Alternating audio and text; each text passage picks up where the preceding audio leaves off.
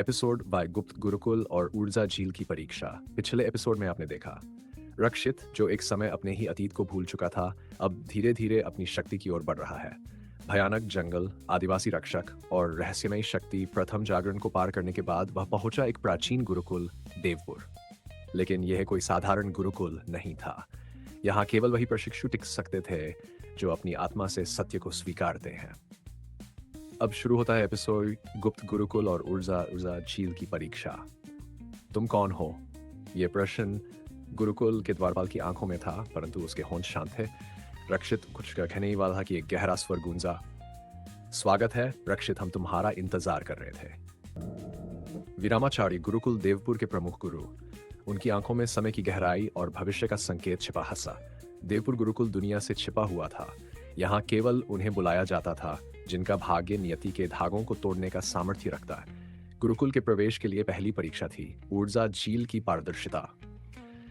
वीरामाचार्य बोले, यह झील तुम्हारी आत्मा को पड़ेगी। यदि तुम भीतर से सच्चे हो तो ही आगे जा सकोगे। ऊर्जा झील की परीक्षा। झील चमक रही थी, पर उसकी चमक स्थिर नहीं बल्कि जीवंत थी, जैसे वो सांस ले रही हो।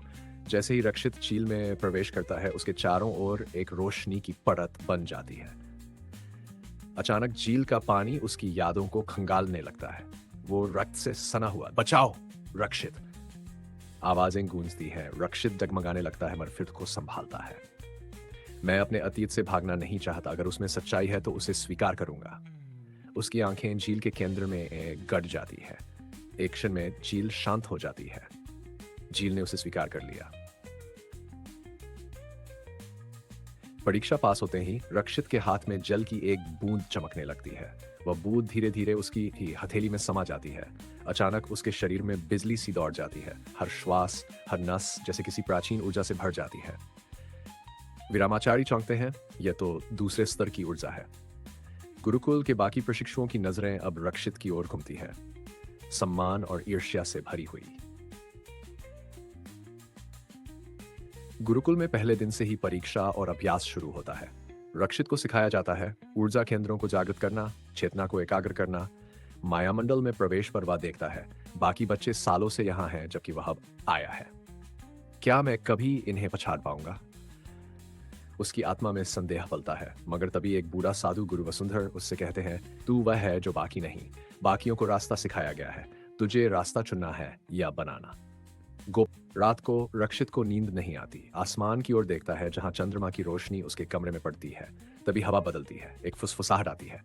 रक्षित, भीतर आओ। गुरुकुल की एक दीवार अचानक हटी और एक गुप्त मार्ग प्रकट होता है। रक्षित धीरे धीरे अंदर प्रवेश करता है। मार्ग के अंत में एक गुफा है जहां हवा स्थिर मगर ऊर्जा अनंत है। गुफा का रहस्य। गुफा के केंद्र में एक प्रकाशमयी पत्थर रखा है। जैसे ही रक्षित उसे छूता है, उसके मस्तिष्क में हजारों आवाजें गूंजती हैं। बियॉन्डर बियॉन्डर एक आकृति प्रकट होती है, अर्धपारदर्शी, आंखों में नीली लौ। रक्षित, तुम्हारा अतीत लौटने वाला है और उसके साथ तुम्हारी शक्ति भी। मगर क्या तुम अपने भीतर के राक्षस को संभाल सकोगे? अगली परीक्षा का संकेत। आकृति के गायब होते ही रक्षित के सीने प्रकट होता है दूसरा बीज। यह केवल वही प्राप्त कर सकता है जो बियॉन्डर पत्थर पर आगे बढ़ चुका हो। गुरुकुल के गुरुओं को इसका पता चलता है।